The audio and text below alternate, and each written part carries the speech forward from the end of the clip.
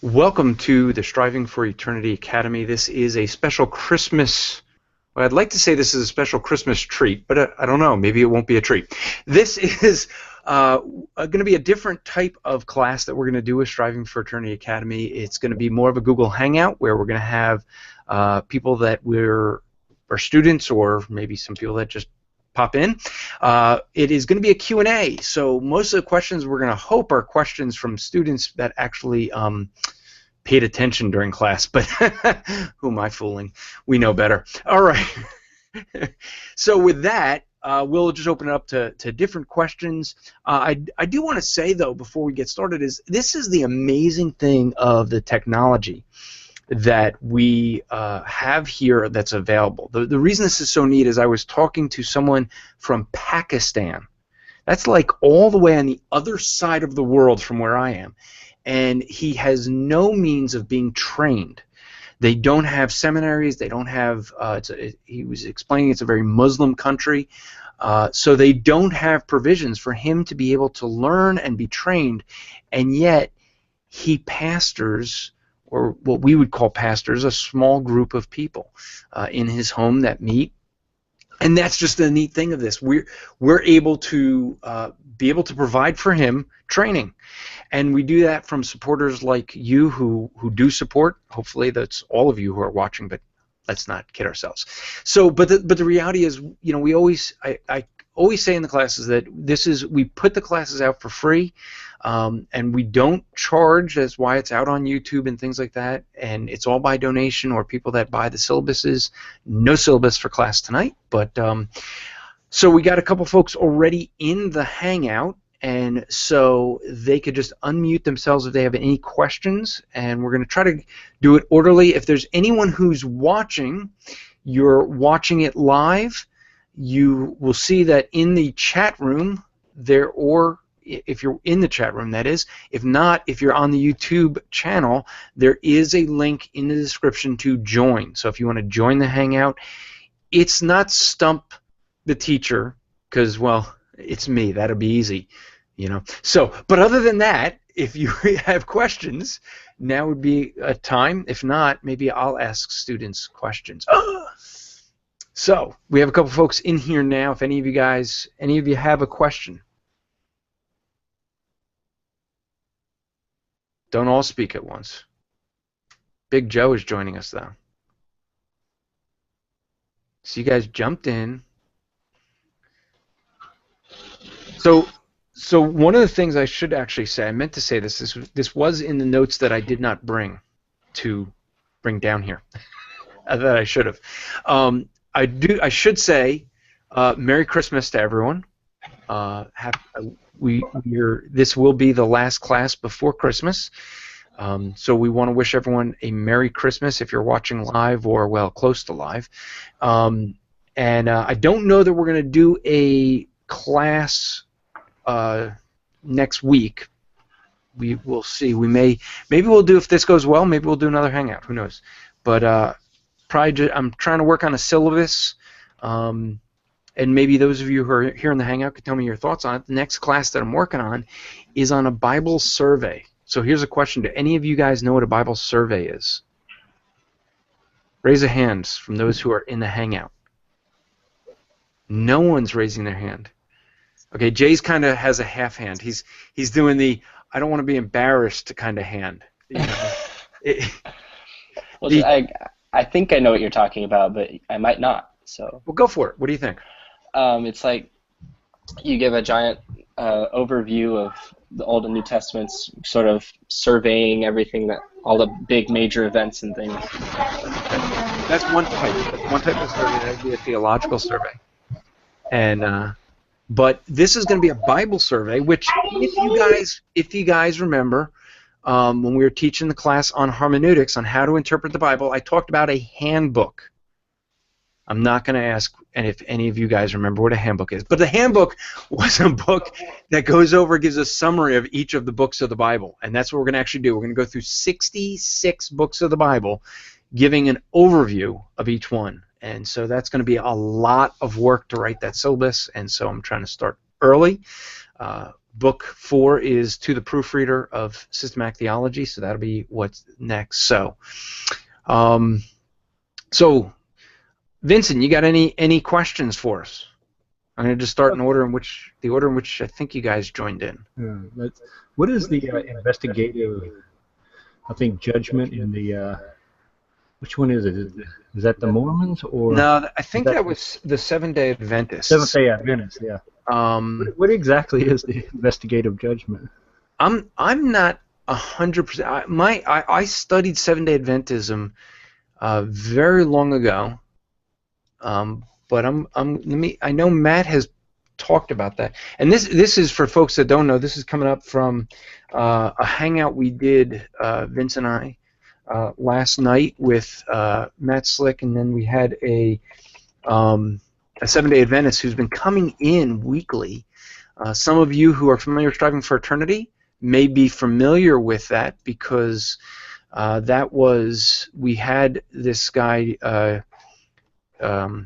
Justin, and we did a hangout with him, 2 hangouts in fact, on whether you can lose your salvation.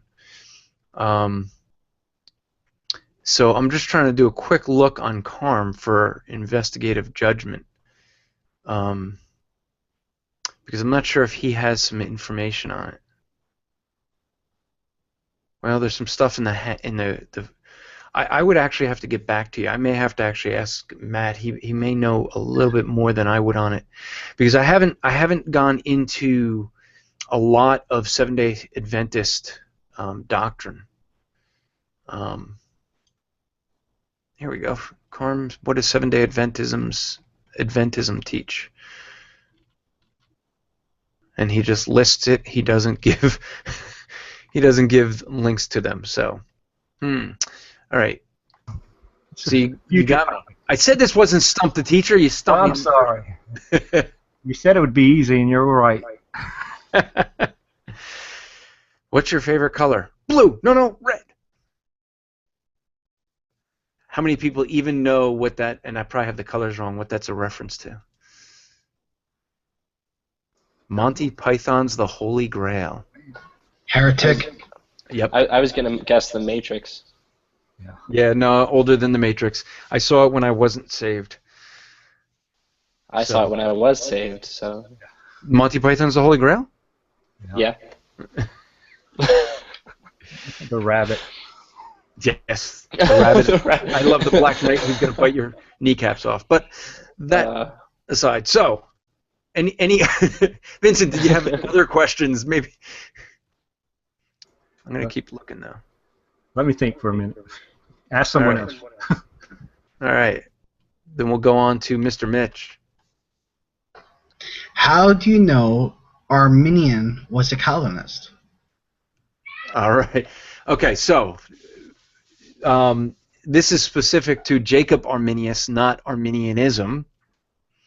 And this is something a lot of people are not really aware of. R.C. Sproul was the guy who actually got me to notice it. He wrote a book. Now I'm trying to remember. I think it's willing to Believe. Willing to Believe, I think, is the one. I have to double check, but basically it goes through different views on the issues of Reformed theology, Calvinism, and he actually made the case that Jacob Arminius was trying to argue for people to return to what Calvin taught. And I went, wait a minute. And so I actually started reading some of that. That's what actually got me to start reading some of Jacob Arminius. But really, when you look historically, what happened is Calvin, provided his Calvin Institutes, things like that. Calvin, his followers, after he died, started going in areas and teaching things that Calvin didn't explicitly say. Things like double predestination. I don't know of any of Calvin's writings that would argue of double predestination. What's double predestination? Calvin argued that God elected some. And so logically, if you think about it, if God elected some people to be saved, then what happens to those he didn't choose for election? Well, logically, it means they're damned. This is the idea of double predestination. that God elected some for salvation, and he elected some, in a sense, or selected some for damnation. And so this, along with other things that Calvin's followers started teaching, Jacob Arminius comes along, and he was trying to argue, really, for what it seems is he was arguing more for what Calvin was teaching. What started being taught in Arminius' time was really a determinism. And we see this sometimes we call it hyper-Calvinism today. But it's the idea that God determined everything, so you don't make any choices on your own. I remember talking with a fellow who was a determinist, and I actually asked him, I said, if I just pull back and cold cock you, just punch you right in the jaw, did I do it or did God do it? And his response was, God did it. I mean, he totally removes all human responsibility. And so what Arminius was actually trying to do was bring back in human responsibility to the discussion.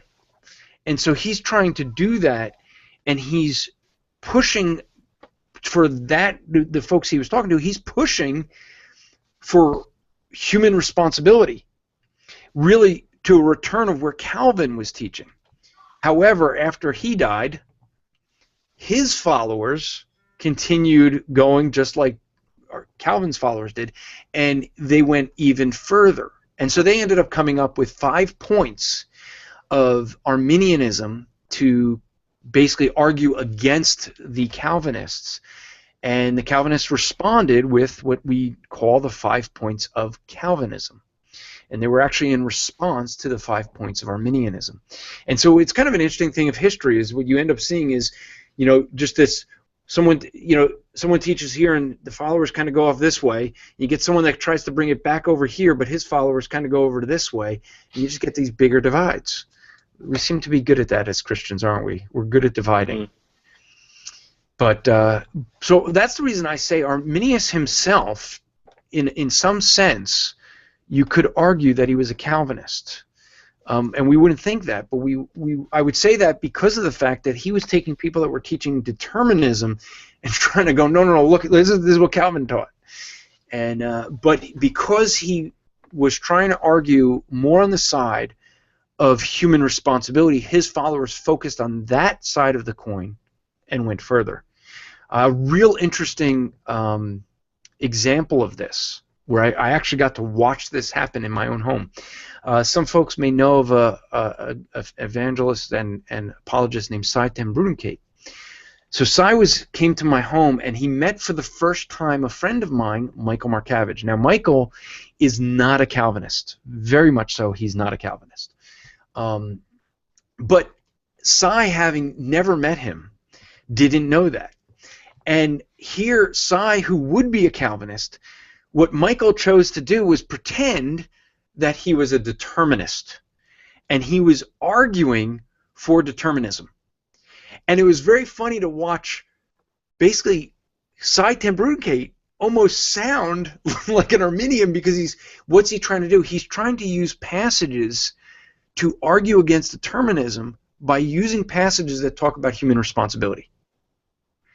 And I was cracking up, and people in the room couldn't figure out why I was cracking up. And the reason I was cracking up is because I knew that wasn't Michael's position, and he was doing it just to see if he could get this Presbyterian to argue, to make it sound like he was arguing against Calvinism. It was really funny to watch, but that's what happened. I mean, Cy, who would be a strong Calvinist, was responding to determinism and using passages to point out human responsibility. And so whenever we focus on one side of a coin and just focus on that side, we usually get in trouble, which I'm good at doing, getting in trouble. So does that answer your question, Mitch?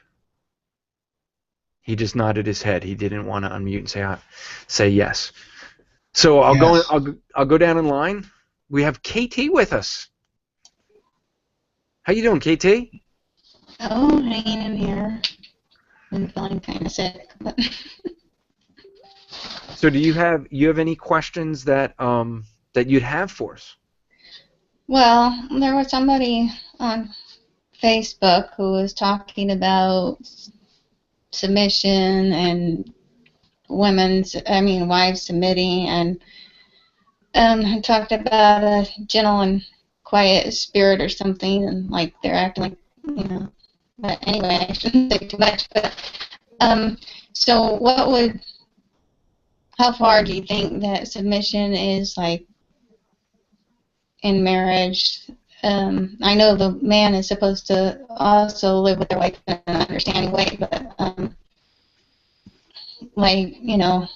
how far should how far should she go in her submission? Is that kind of the question? Yeah. Okay. That's a good question, because there is a notion where some people try to argue that in the area of submission, the wife should do whatever the husband says. And so let me maybe surprise some people.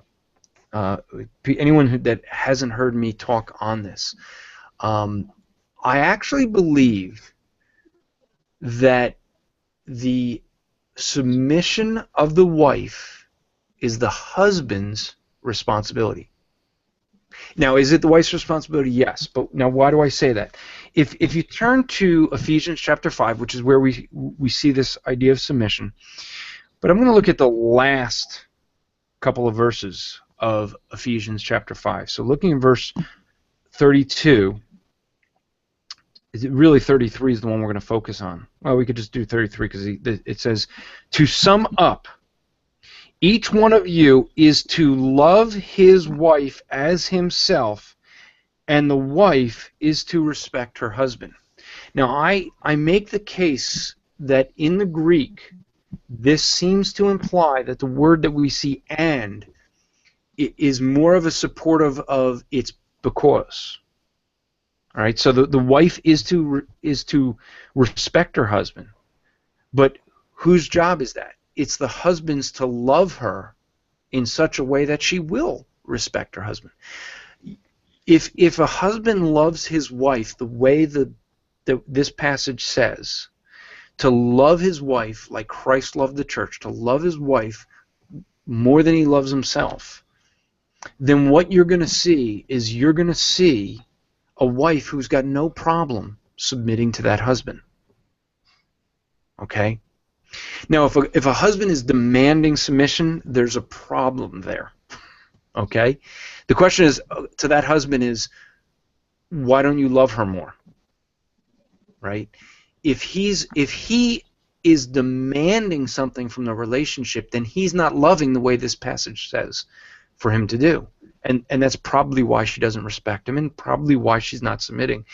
There is a limit to the submission, because one of the questions, and I don't know if this is in the thinking that you have, KT, but there are cases where you have a wife who is a believer who is married to an unbeliever. And so the question is, how much submission does she give? She has a responsibility to submit, but not to sin. Okay, so if the husband asks her to do something that would be a violation of the scriptures, then she would have to not submit to her husband because she submits to Christ first. All right, so our first primary relationship is Christ. Secondarily would be a husband-wife relationship. This may also surprise some people that children come after the husband-wife. And I say that because there's some families who don't have it that way. You see the way they behave, and they're really acting as if the primary relationship is the kids, and then the kids move out of the house, and the husband and wife go, who are you? But so the thing is that the husband is to love his wife in such a way that I think she will want to submit to him. I always think whenever I discuss this particular issue, I think of a women's Bible study that my wife had in the house, and I was in the house, so I could kind of overhear some of it, but my wife told me all the details later. But there were a bunch of the women, they were discussing this issue of submission. And my wife, any of you who know my bride, she's a very quiet person. If she likes you and feels comfortable with you, you'll hear her start talking, and you'll really know she's comfortable with you when she starts joking around you. That takes a while. But she's a quiet individual, so someone decided to ask her about this issue and her relationship with me and how that works out with this submission thing. And they, because this is a common thing that a lot of women sometimes would argue, especially in this particular type of church, they would argue for a dominance. They saw it as part of the culture. And basically what ended up happening is they turned to Yim and they asked her, do you submit to Andrew? And she said yes. And like, what do you mean yes? And it was interesting because one person actually said, well, it's just part of your culture. You're Chinese, so it's. And she's like, no, it's not part of my culture. Submitting doesn't come natural. It doesn't come natural to anybody. But it was really interesting what she had said. She had said, I have no problem submitting to Andrew because he's shown me so much love that I know that he puts my best interest before his. So why wouldn't I submit to the decisions he makes when I know that I can trust he's putting me first? Now, I disagree with her on that, just for the record. I don't think I always do that, but I've gotten her fooled. So 2 thumbs up for fooling her somehow. But the idea that you see there is that she doesn't see submission as a difficult thing because she sees that I love her. And that's the idea. The marriage counseling I give to everyone that I do marriage counseling with is a simple rule. If I guarantee you, if you follow this rule, you will never, ever, ever get in an argument. As long as both parties are following this one rule, whether it's parent-child, whether it's husband-wife, whether it's 2 friends, if you follow this one rule, I can guarantee you will never get into an argument. You ready for the rule? All right. The rule's this: show more love than you receive. It's just that simple. As long as you're always doing that, as long as you're trying to show more love to another person than you're receiving from that other person, you'll never get in an argument because every argument is based in me trying to get my way. And as long as you're trying to get your way, there's going to be an argument when the other person wants to get their way. So I would say, KT, in short, that it's an area where we don't submit unto sin. We submit to Christ first and then a husband. The wife is to have a position where she should submit to her husband, but let me point out, if you go back just a few verses in that same passage in Ephesians 5, most people don't read verse 21. They start in verse 22 where it talks about wives submitting to your husbands, but what's the verse right before it? And anyone that's taken our class on hermeneutics, how to interpret the Bible, you know this. Context is king. Verse 21 says, submitting to one another in the fear of the Lord. In other words, every one of us as believers should be submitting to one another. Oops. You mean the husband's also supposed to be submitting to the wife? Yeah. She's a fellow believer, right? I mean, so it's the idea of that we should all be submitting to one another in one sense, okay? Not in all decision making, but when it comes to decision making in the home, in my home, I end up making some decisions, and I have to, as Peter says, deal with my wife in wisdom. So when I make a decision for the family, my wife will submit to those decisions, even though she may not completely agree with them, and realizes I'm probably being a knucklehead sometimes, and it takes me a little bit to figure that out. But, it's the idea that she submits to the decision that I end up making, and I have to make a right decision. I don't always make the right decision, and sometimes afterwards, I say I should have listened to you. But, that's... So does that answer your question there in enough detail? Yeah, I memorized Ephesians 5 before, but the STA thing, I think it's not going. Preachers and preaching make any good sentence. Okay, hold on. One thing I'm going to have you do, KT, and just if you look at the top, because your bandwidth is a little bit choppy. So if you look in the top of your Hangout, you're going to see like a triangle. It's actually 4 bars that go in a smaller size to a larger size. Okay. If you click on that says adjust your bandwidth usage, and just maybe knock that down if you're on HD, knock it down to standard or something like that, but just maybe knock that down an inch or so. Not an inch, but a notch, and just so we can hear you. Did that work? It was a little bit better. Down further? Maybe turn camera off. Yeah, or you can hide your camera. Okay, the about the Seventh-day Adventists, preachers and preaching, Nathan Busenitz, they talked about that recently in November. The 7-day Adventism? Yeah. I don't know. You know, you're talking about Seventh-day Adventists before. I don't know if they went into whatever you were talking about. So what's the question on the 7-day Adventism now? Oh, I wasn't asking a question. I was just saying another place besides Matt Slick's site. They did, Nathan Busenitz did a thing on Seventh-day Adventists recently, like November, so. Can you drop the link in the chat? The chat for you is, if you hover to your left, there's a little blue icon, and that's the chat, and you can copy it in there, and we can look at that. Okay, so I'll move on, and if we get more questions, we're gonna go around. For those who are watching live, you can go to the description of the video and you can join in if you have questions. I know some are on the Striving for Eternity page and are in the chat room there, and you guys can ask questions there because I actually have that up right there on the monitor, and that way I can maybe see a question and we could try to answer that. So next in line, at least on my screen, is Big Joe. So see if you have any questions, Joe, if you want to unmute yourself. Unmuted. How you doing? Can you hear me? I can hear you, brother. How are you? Good. How are you? Good. And this is the first I get to see some new digs. Yeah. Just I can give you the tour if you want. That that might be good. Let me give some background while you talk about that. But don't move too quickly to get us all sit. Before you do that, it's 1 year today. That's right. Okay. So I was going to explain what happened a year ago today. I didn't. Wow, a year. Yeah. Wow. Boy, oh boy, how much has happened in the past year? To be honest with you, I thought that was more like 2 years ago. So why don't you explain what happened a year ago today? All right. Well, 8 o'clock in the morning, had a house fire.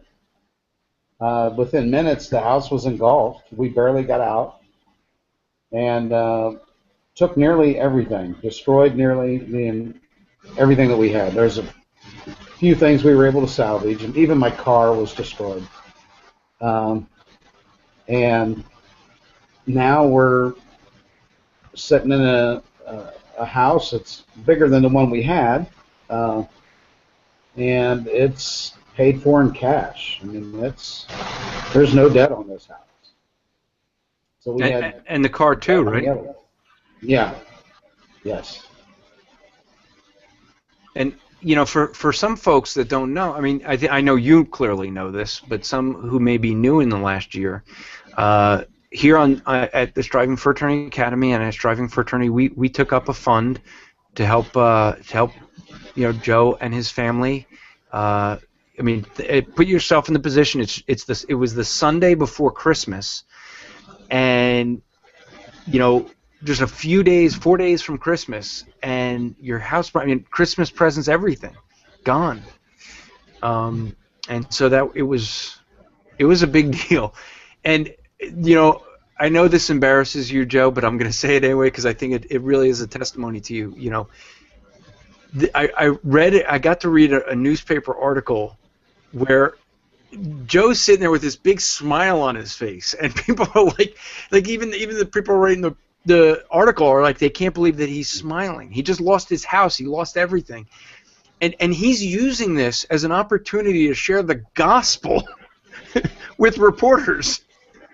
And I'm like, how many of us are going to sit there and go, we just lost our house just before Christmas, everything gone, and our concern is sharing the gospel with the reporters and the people who are the gawkers. You know, people just coming to take a look and, ooh, house burning, let's go watch. You know, and there's Joe in his pajamas, you know, because he ran out of the house and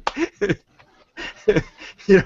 I saw a picture of Joe standing outside the house. You know, literally, that's all the clothes he had. That was. So, you got in 1 year, right? You're now you were put up. One of your neighbors had an empty house. God provided a house for you to move into immediately, really, because it was someone that was selling a house and it was an empty house. They weren't even selling it. His dad died in 2011. It was 2 doors down from my house, and he just hadn't sold it. So when we're standing inside his house, you know, after a couple hours of standing outside, it was really cold. He said, "Well, at least you won't have to worry about where you're going to stay." I said, "Well, what do you mean?" He says, "You can stay in Dad's house." And that house was nicer than ours is. That house was nicer than the one that we were in. And, you know, so, I mean, the heat was on, gas was on, I mean, electric, cable. So 4 hours later, I'm watching a football game. Okay. You were in sin. That's right. No. No, but I mean, you know, it's and for folks that don't know, I kind of have a running joke with Joe, because basically anytime something happens in Joe's life that most of us would think is a tragedy, he comes back and it's like, let me tell you how the Lord used it. And it's like, you know, like you had a trouble with a car, right? And that works out to where now you're able to get the same car, but with less miles, paid for without having a loan. It was it was actually 10 years newer. 10 years newer. Sorry. Well, I said better. Yeah, better. It was 10 years newer, and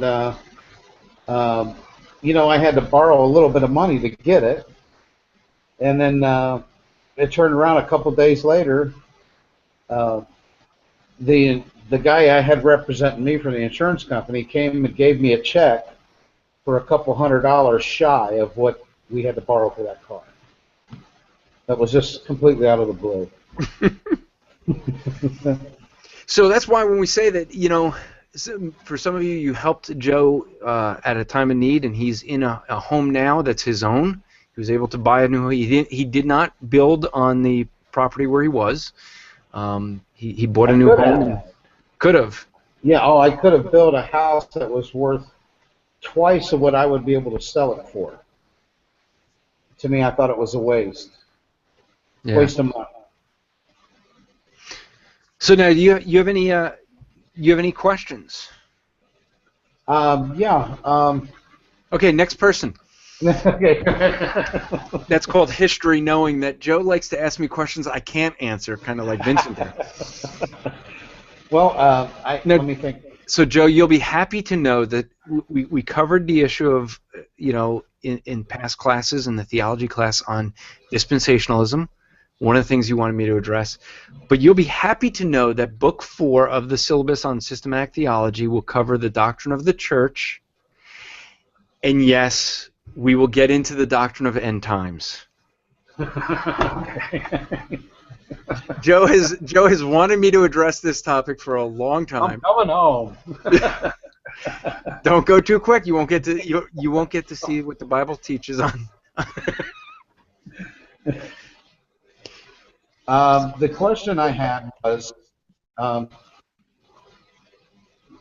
Christ becoming a man. How does that affect immutability? God cannot change. Then how is it that he takes on a human form that would be changed in possibly some way, some form of change? I'm sure there's a way around it. I just don't know how to answer it. Okay, and so let me give some definitions of terminology for some folks. Immutability is an attribute of God that he cannot change. So it's the idea that we see, like in Hebrews, that God is the same yesterday, today, and forever. So God, in his nature, does not change. Okay? Now, having said that, we know that Jesus Christ became a man. But here's where we have to put some thinking into it. So, Joe, when Jesus became a man, was he still fully God? Yes. Well, you nod your head, and no one can see that on YouTube. Yes. Just so you know. Yes. Okay. So he continued. He continued to be fully God. Did the attributes of his deity change in any way? No. No. He took on new attributes. Correct. Correct. Okay. So in his immutability is tied to his divine attributes. So he did not change in that way. He took on new attributes as a man, as a human. And this is one of the things I know that Matt Slick will sometimes challenge people with. Is Jesus in a body of flesh today? Yes. Yeah. He is, and that sometimes surprises people because they go, "Well, how can he?" But it's got to be everywhere present, right? Yeah. There's something going on behind you, Joe. Just saying, some noise. Oh, it's probably my daughter walking around. Well, wave to her. Say hi. We say hi. Cammy Andrew said hi. So, what we end up with is in his human attributes, he was able to change. How do we know that? Because we know from I believe it's Luke, where he grew in wisdom and stature, which confuses people because it's like, wait a minute, how could he know all things and grow in wisdom? As a human, he was growing in wisdom. We're Even also though talking about the hypostatic. Yeah, so the hypostatic union is a term that means this. Hypostatic is the idea that there's a union of two natures, the fully divine and fully human. Those two natures becoming one, being unified in one. That's what hypostatic union means. Okay? And so it's the idea that Jesus Christ had two natures. Now, as a man, he could learn things. As God, he can't change, and he knows all things. Now, there is a point where we can't go further than what Scripture says and just say, I don't get it all. Right? I had worked years ago. I was working on a study on the attributes of God, and I called it a finite understanding of the infinite. And that's really what it comes down to. When we talk about the nature of God, we can't fully comprehend it. We never will. So as far as we can understand, that's as far as we can go. So in his divine nature, he cannot change. In his human nature, he was able to learn things. So to answer the question that you have about the changeability or immutability of Jesus Christ, his divine nature never changed. Okay? And so that's where that is applied to.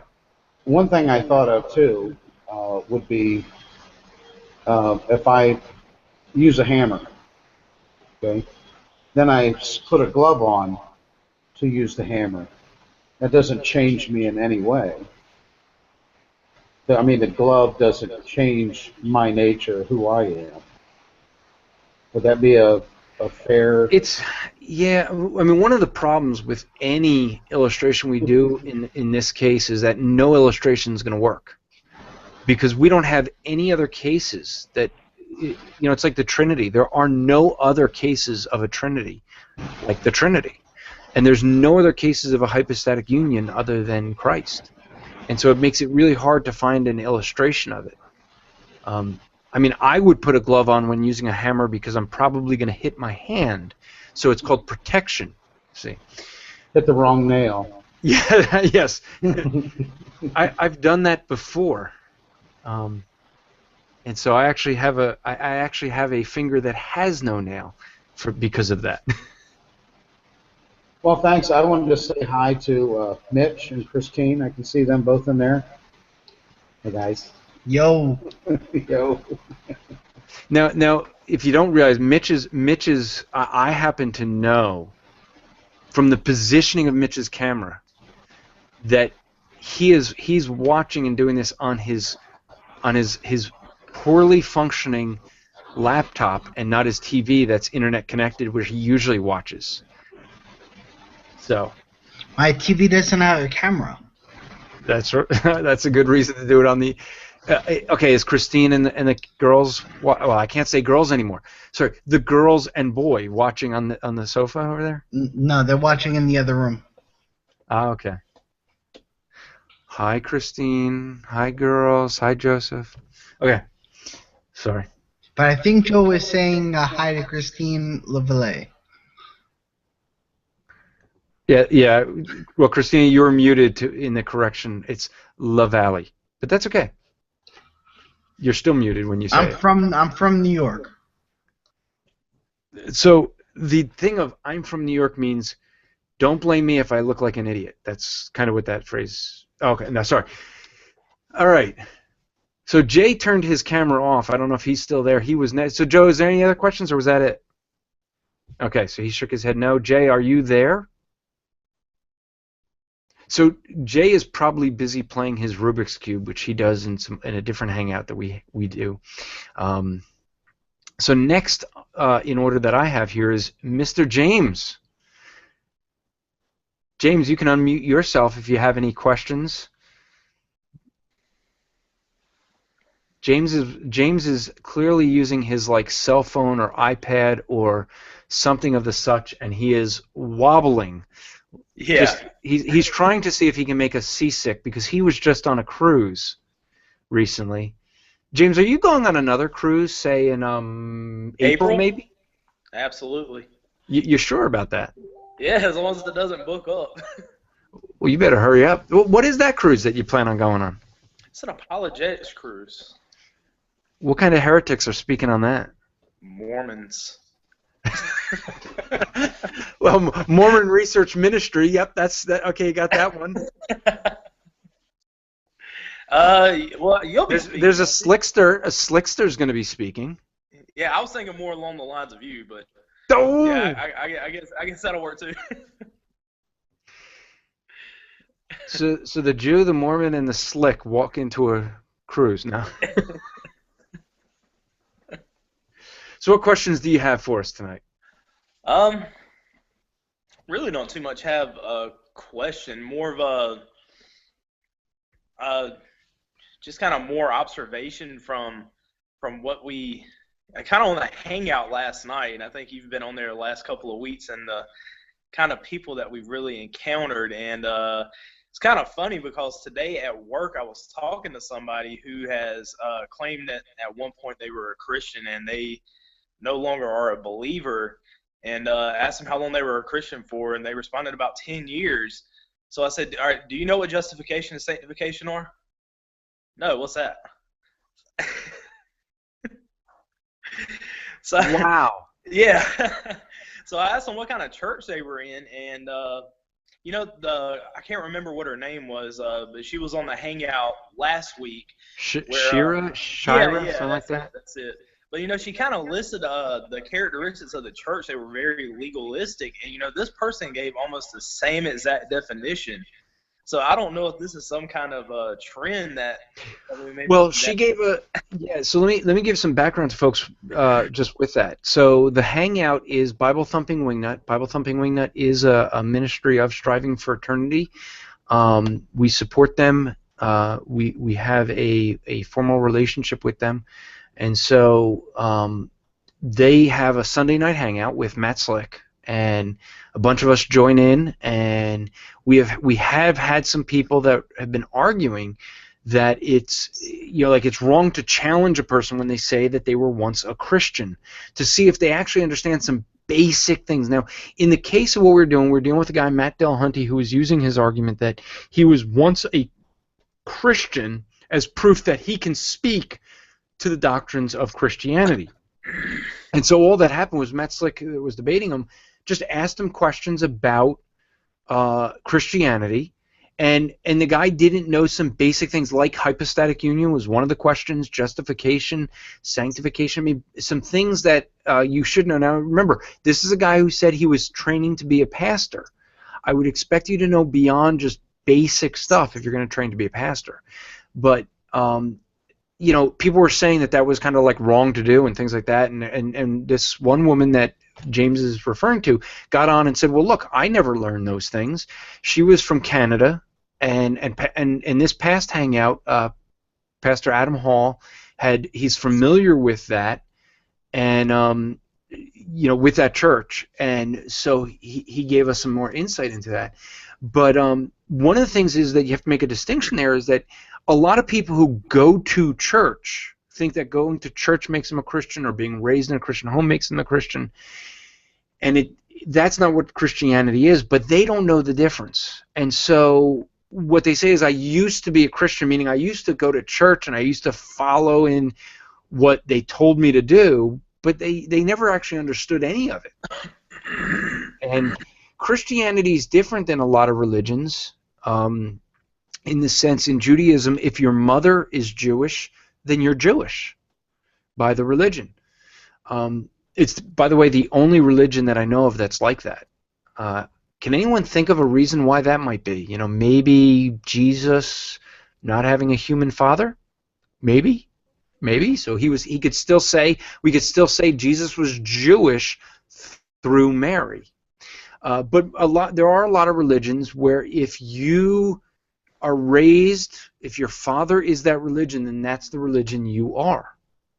And there isn't a decision you have to make in that. So in Roman Catholicism, for example, if your parents are Roman Catholic and they baptize you, you're now Roman Catholic. You had no saying in it. You know, it's just a decision made for you. Christianity is not that way. Christianity is something, an individual thing that you have to do. You know, it's God working through the person when they're choosing Christ. And so, you know, there is this notion that it is not something you can be born into. But that's what a lot of people think. And that's what we're dealing with. And so what James is saying is he was asking some of those questions of these people, you know, sanctification, do you know what that is? Justification, do you know what that is? And they don't know.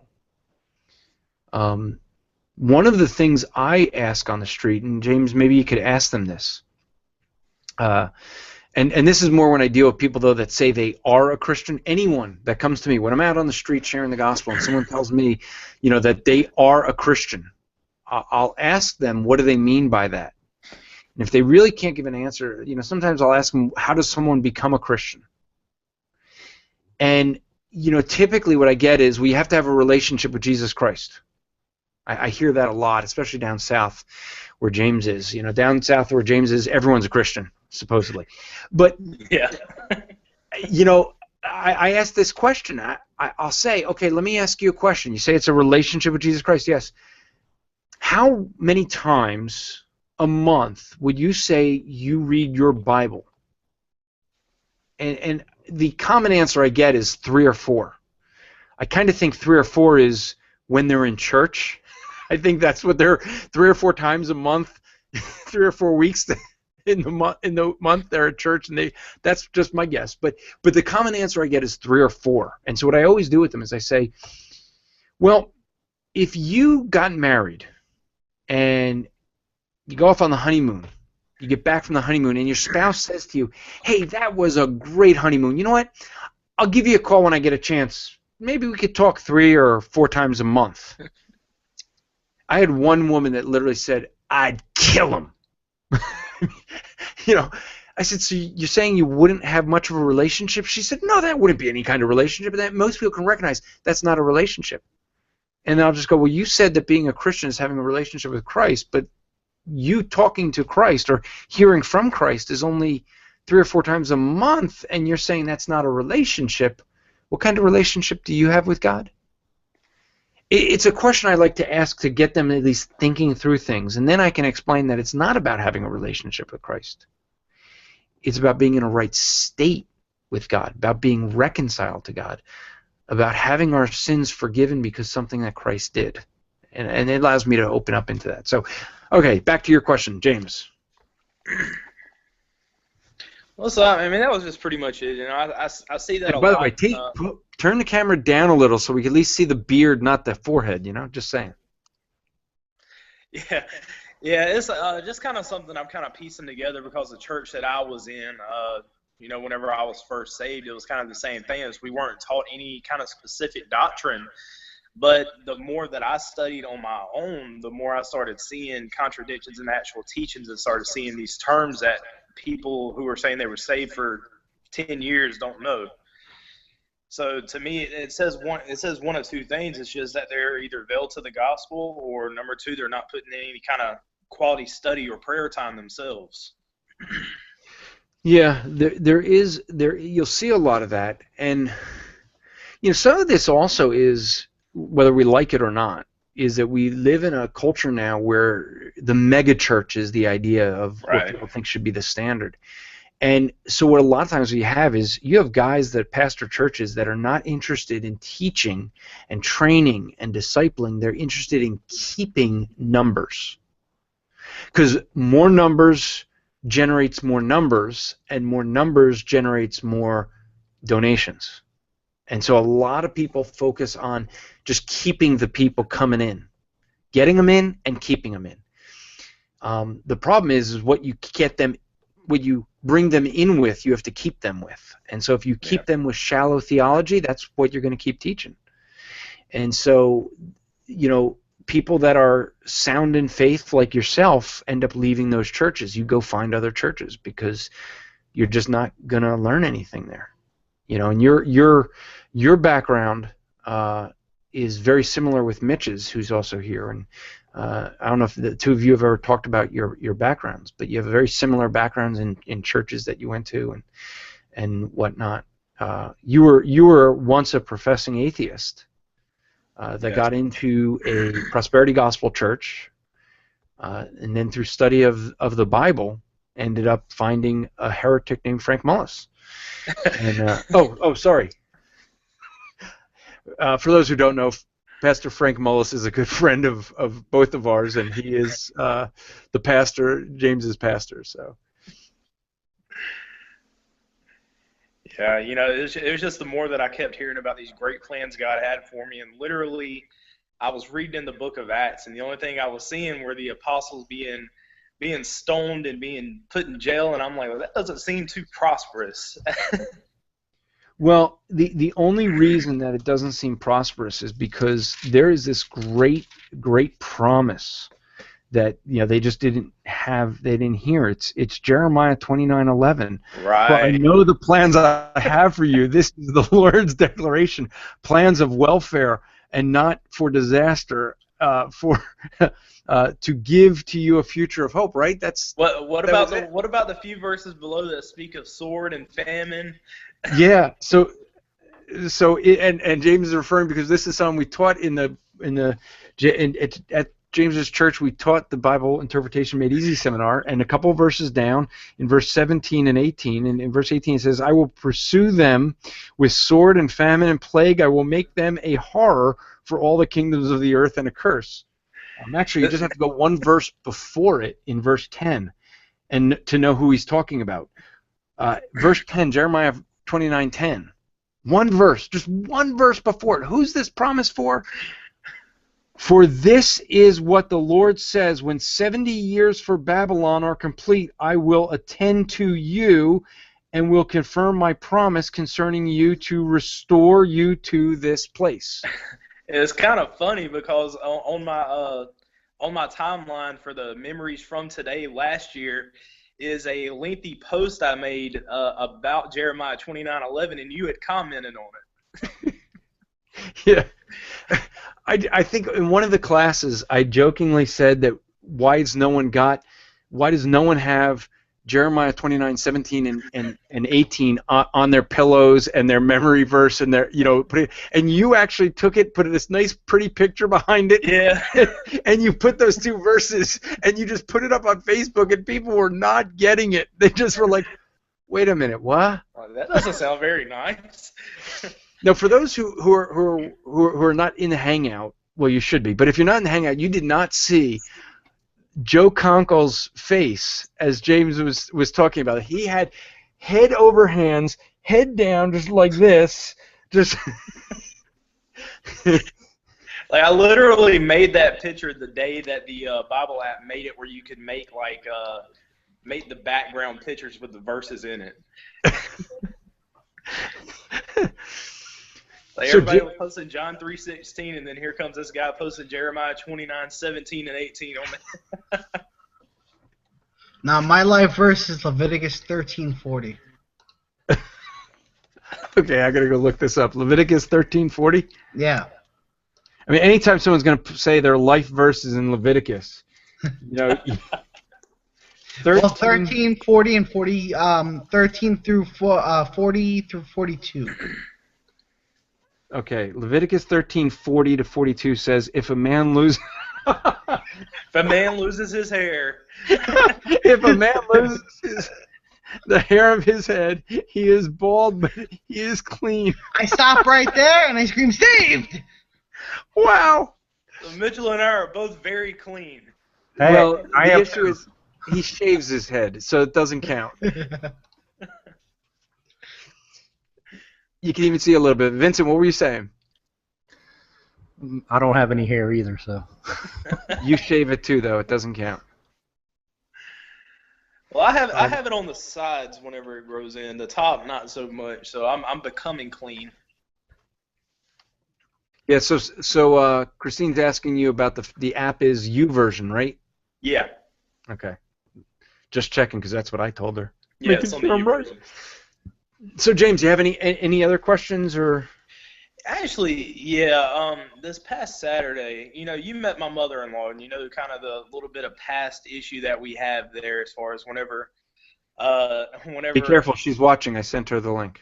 Well, it might be a great thing if she is, but the issue that we had whenever God first started opening up my eyes, and I started calling what was going on at church what it was, this heresy, the kind of falling out that we had. Well, this Saturday at the Christmas party, we're all kind of sitting around, and she's making the comment that Scripture is going to have different meanings depending on who reads it. I can read one thing, and it'll mean something to you. They read something that means something to them, and I pulled a "you," and I said, that's not biblical. And she turned around and looked at me and said, what do you mean? I said, well, Jesus says he is the way, the truth, and the life. If it means different things for different people, that means that there's no absolute truth. So just kind of how would you have actually handled that and worded it? Because, I think that right there kind of makes it really subjective as far as what truth is, as far as essential doctrines such as the deity of Christ, to where you can kind of make compromises. Well, and this is just my sarcasm and my personality, the way I tend to do it. And I've done this on some of the Bible Thumping Wingnut hangouts with folks, is when people tell me there's many ways to interpret the Bible, I'll just turn and say, oh, so you think rape is a good thing? And they just, what? Oh, really? So you think you should give me $1,000? Thank you very much. Are you absolutely sure? And they're just they sit there like, what are you talking about? Really? You think picking your nose in public is a nice thing to do?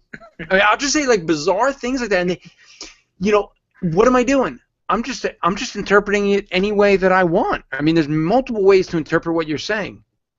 They know that's not true. They know they had a meaning, and what they want me to do is understand their meaning. Well, that's the exact same thing we should do with Scripture.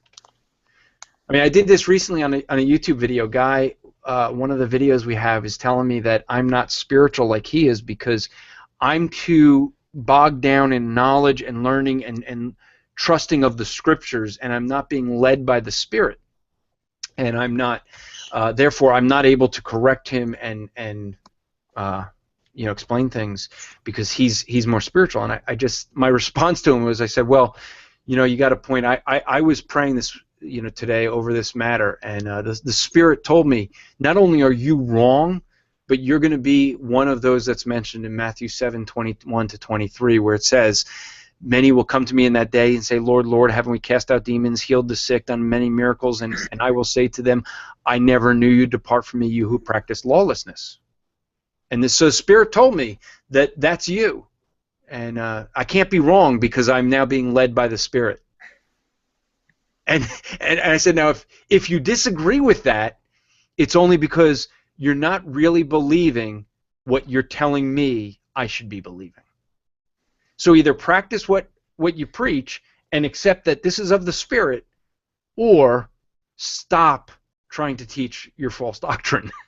And the earlier conversation we had with him was he was telling me that I should just cast out demons because we're all gifted like Christ and Peter to be able to cast out demons. And I asked him, so can we heal the sick like Christ? And he said yes. I said, then why are there hospitals near you? Do you hate your neighbor? And he's like, well, they lack faith. I said, well, Jesus and Peter healed people that had no bearing on the faith of the person that's healed, but the person who's doing the healing. So the question is, do you lack faith or do you hate your neighbor? Right? I mean, I just want to put your theology to the test. If you believe that you can heal anybody and there's a hospital near you, you must hate your neighbor. Right? Now, this is my quirky way of dealing with things. Not always saying that I'm a sane individual, but right? I mean, what are you doing when they're saying there's multiple ways to interpret something? Just reinterpret what they're saying into something that it clearly is that they're not saying. And when they disagree with it, what you're doing is I'm just taking your principle and putting it to practice. I just want to see whether that's really what you believe or whether it's just what you speak. You see, there's a difference between the things we say that we tell others how they should behave and the way we actually believe. None of us believe that things can have multiple meanings. Now, some things can. Doesn't mean everything can. Right? So when we say things, words have meanings. We have to understand what the author meant. With Scripture, there's two authors, and therefore we have to understand that we're not always going to know the authorial intent just by knowing what the human author was thinking. Sometimes an example of that is in, I believe it's Hosea, where he says, out of Egypt I will call my son, speaking of Israel. And then in the New Testament we see that's referring to Jesus Christ. In the Old Testament they would never have seen that as a reference to the Messiah. But God, that was one of God's plans. Now, it doesn't mean that we take everything and go, oh, let's reinterpret this and figure a way that this is Christ. When Scripture does that, we know that's the meaning. But if it doesn't do that, we don't try to create new meanings. And the person that you referred to, earlier, this is the frustration we've had on that hangout with that individual who constantly is doing this, reading things into a passage of Scripture and just making things up. And the more you try to hold them his feet to the fire, the more it's like nailing Jello to the wall, because it's just keeps changing. Oh, that means this now. Yeah. Yeah. Believe means regeneration. Yeah. And so therefore the demons must believe. Yeah. So yeah. So you have any other questions? No, that about does it. All right. So then next up would be Christine. So, Christine, you can unmute yourself if you want. There you go. Hi! Uh-oh, we can't hear you. Uh-oh, we think we have a microphone problem. Okay, go to the little gear icon up top, see if we can get your microphone working. And while you're trying to get that, and just try talking, and when we hear you, I'll let you know that we hear you. But for those who don't know, Christine is very faithful every week at posting invitations to the classes.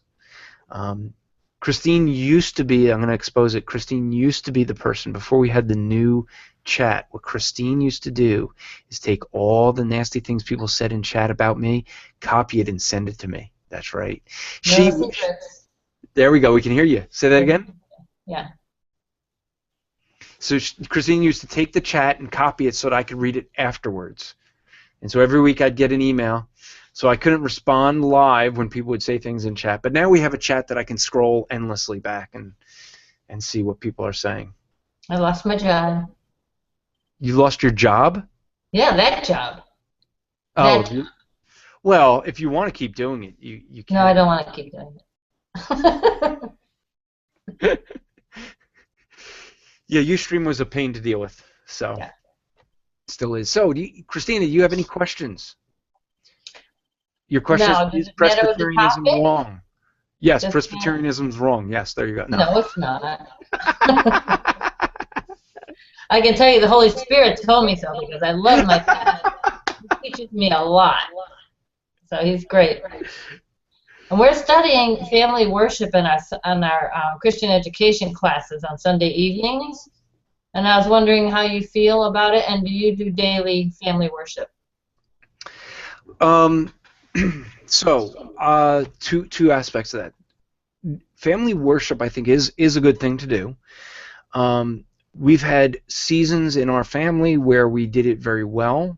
We did it regularly, and times where we didn't. I mean, a lot of it was my schedule got to be so busy that we had times where it was hard. You know, we when the kids were homeschooled, we used to do it in the morning before I would leave the house, and that way, you know, we would try that. Then when they started going to Christian school, we'd do it in the evenings. We'd do it after dinner.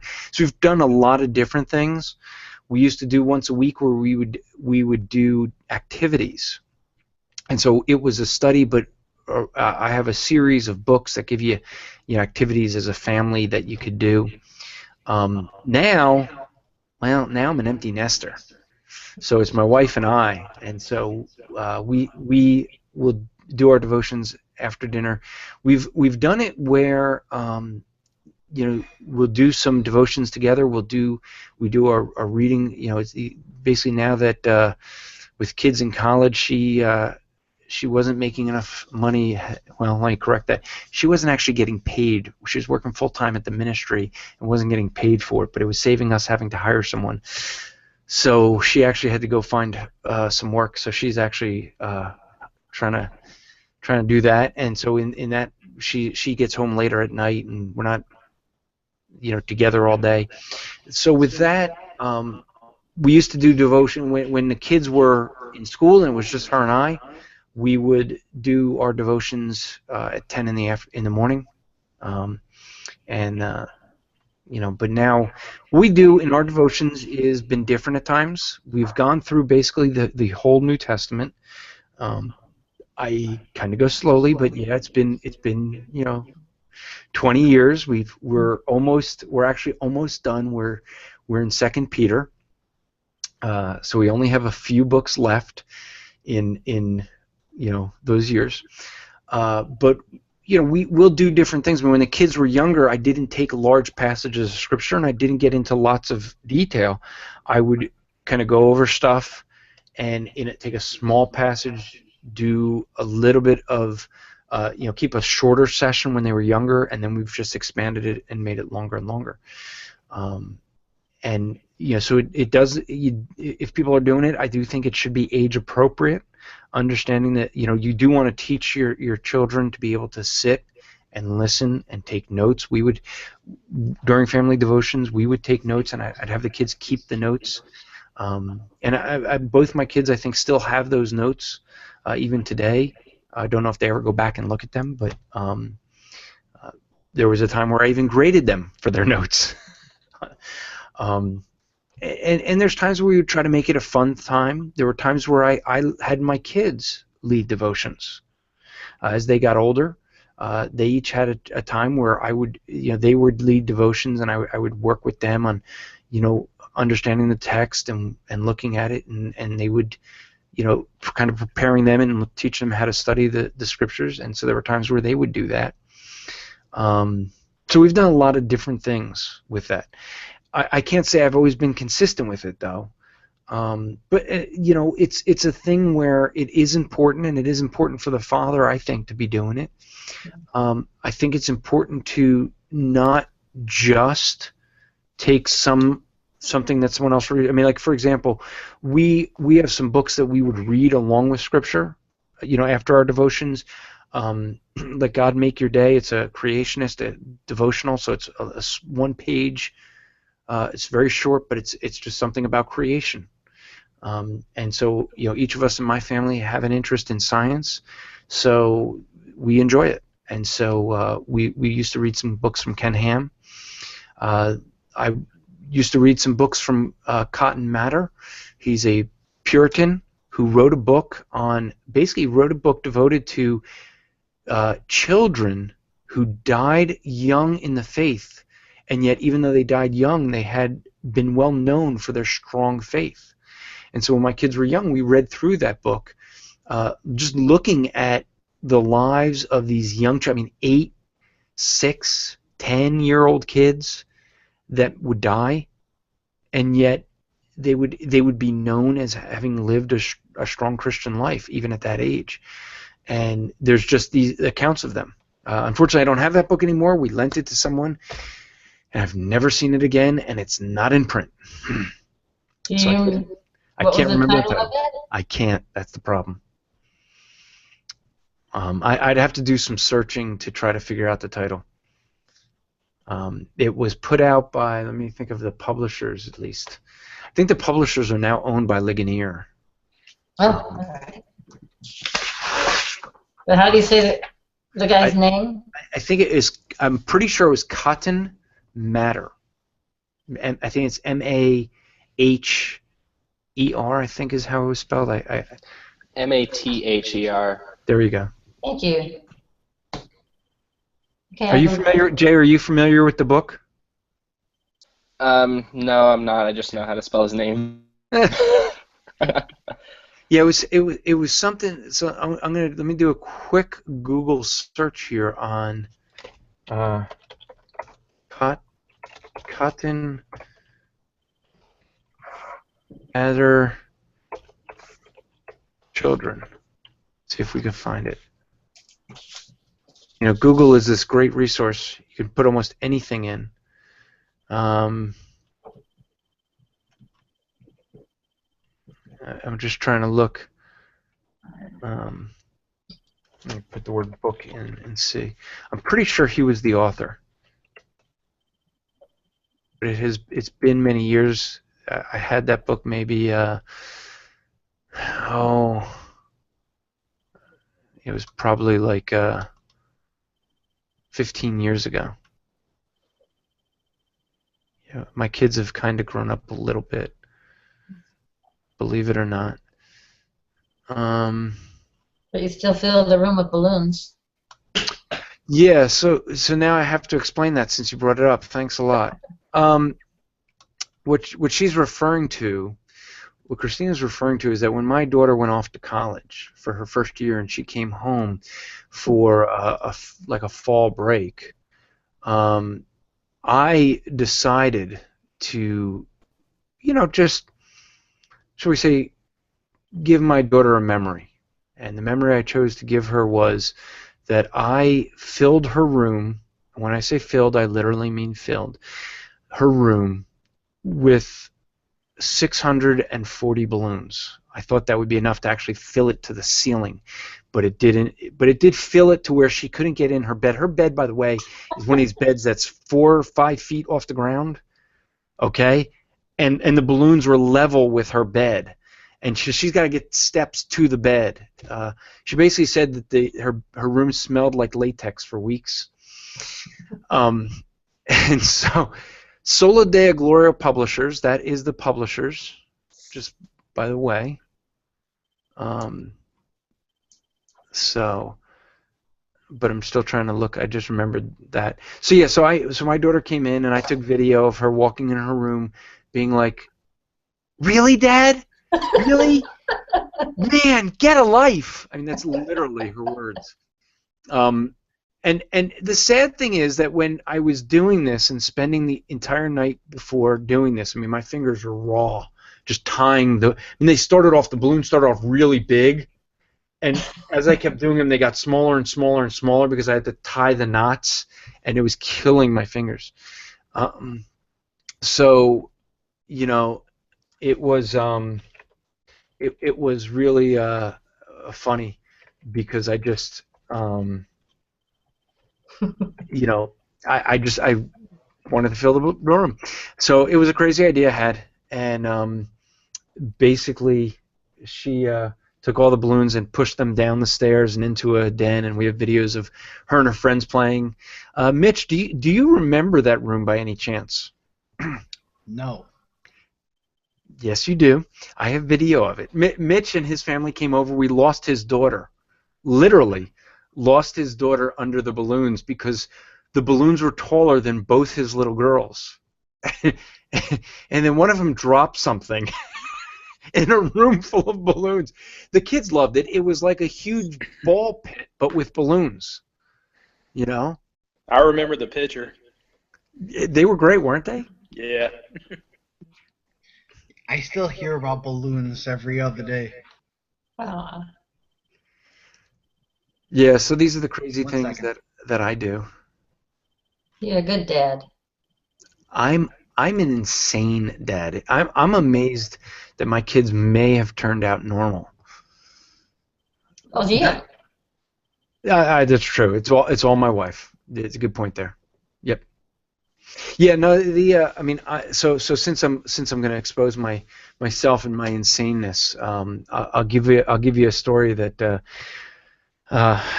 we know in this household at least. So there was a time where my daughter was looking to get a oh, wait, hold it, distraction, squirrel. We see a baby alert, there we go. Little Joseph, there he is. He's how old, Mitch, is he right now? You gotta unmute yourself, which means to free a hand. He's saying 5. He's showing 5. I can unmute you probably. Let's see, because he doesn't have a hand free. There you go, you're unmuted. About 2.5 months. 2.5 months. There he is. Look at the little guy. Unfortunately, he looks like Mitch, but we can hope that he grows out of that. So my daughter was being homeschooled and was hoping to get a pet rabbit. We went to a friend of mine's house, and he had a pet rabbit, and she fell in love with it. And so the next day, we were supposed to go see the rabbit lady. There was a lady who I contacted, and she had some baby bunnies, and we were going to go pick one up, and we were supposed to go see the rabbit lady. But the problem was my daughter didn't do her homework. I was that night I was down counseling. I used to work in an addiction recovery center, and I was doing a small group counseling. And I ran into the guy who had the rabbit that we first saw, and he said, "Hey, you know," I was telling him, "Hey, tomorrow I'm going to see a lady about a rabbit, thanks to you." He goes, "Really?" He goes, I'm getting rid of mine." I said, "Really?" He goes, "Yeah, free. You want it? I'll give you the cage, I'll give you the food, I'll give you the hay, everything." I said, "Oh, okay." So I bring it home, and because my daughter was so upset, I told my daughter before I left if she didn't get her homework done, we weren't going to see the rabbit lady. And so she didn't get her homework done. And so what ended up happening was my wife is like, "Well, do your homework." And my daughter got so upset and so emotional because she wasn't going to be able to see the rabbit lady that what she ended up doing was crying. She was young. Give her a break. She was like, 7, 8 years old. And she's crying because she can't see the rabbit lady. My wife's trying to be like, "Just do your homework, and then you can see the rabbit lady." Well, the end result was that I ended up coming home without her knowing it and setting up the cage in the den. And in the den is where they'd have all their books, where they would go first thing in the morning, they'd come down and they'd have to get their books out of the den, sit at the kitchen table and open their books, and they'd have to start their studies. And so I left my daughter a note in her bedroom. And this is the vicious, kind of insane father I am. This is why I'm amazed that my daughter is turned out so superbly. I'm so proud of her, but it's nothing to do with me, clearly. But she, I left her a note that said, "You didn't do your homework last night. We're not going to see the rabbit lady today. Soon as you get up, get dressed, come downstairs, get your books ready for class, and then call me at work." Which means when she gets into that room to get her books, she's going to see a rabbit there. Now, the irony is my wife actually had come down the stairs that night when I had come home, which she never does, and went right past the room where the rabbit was, and the light was on. And she never even went in there. So my daughter was all panicked about it, all upset over this, and so she's trying to, do good, and so she decides she's going to come downstairs and be real diligent and get right to her studies. So she goes to do that, and what ends up happening? She sees a real live rabbit. So she starts screaming in a super hyper fast pace, "Mommy, mommy, mommy, there's a rabbit down here, there's a rabbit down here." And my wife, knowing the practical joker I am, is like, "It's not a real rabbit." And yes it is, yes it is, yes it is. And my son is like, "Really, there's a real rabbit down there?" And my wife is going, your father just probably put a fake stuffed rabbit down there. And my daughter's like, "No, no, no, no, it's a real rabbit, real rabbit." And she called me at work, and I'm at the office, and she calls me. I'm like, "I heard this," because whatever she was saying was so fast. She was so excited, and I'm like, "What?" And I'm like, and she's like, "There's a rabbit in the house. There's a rabbit now." There's a rabbit in the house? How did the rabbit get in the house? We're not going to see the rabbit lady. So she was ecstatic, but I put her through torture first because I'm so bad. I'm so bad. My wife ended up coming downstairs and realizing there actually was a rabbit in the house, and she didn't know it. So that is the insaneness of living in this house. But she's turned out really normal. She's now in her second year getting her degree in molecular biochemistry. She's looking to try to play with viruses. I play with computer viruses. She plays with real viruses. Wow. So, yeah. So that was a long non-answer to a non-question. It was fun, though. It's okay. So did you have anything else, Christine? No. You do not. Okay. I'm still looking for the Puritan children's book that I was referring to. So we had someone else join in new. Let's see who this was. This is Joe. So Joe, you can unmute yourself, and you're up if you have any questions. Have you? First off, Joe, you're at least a new face to me. How did you hear about the hangout first? Well, you got to unmute yourself. Here we go. Oh, there we go. Hear me now? Okay. I do. Yeah, I got home, and then Jay texted me, and he was just like, "Hey, join the hangout that I'm in." And I'm like, "Okay." So. Okay, so let me ask you this: Have you ever watched, or even do you know anything about the Striving for Eternity Academy? I have never heard of it. So you have no questions about the classes that we've been teaching? Not specifically, no. Wow. Wow, you're going to hell. Just saying. I mean, no. Hey, look. I'm not saying that you have to attend the Striving for Eternity Academy classes to get to heaven, but why take the chance? Just saying. Oh, there you go. At least some of you got that. That was a joke. For others of you, I'm sorry that you have no sense of humor and you're upset with that. Now everybody's just scared. By the way, Andrew, I don't know if Vincent told you or not, but the reason I left was because I had to go to dinner. Yeah, he did. He did. Okay, and I wanted to know what you had for us.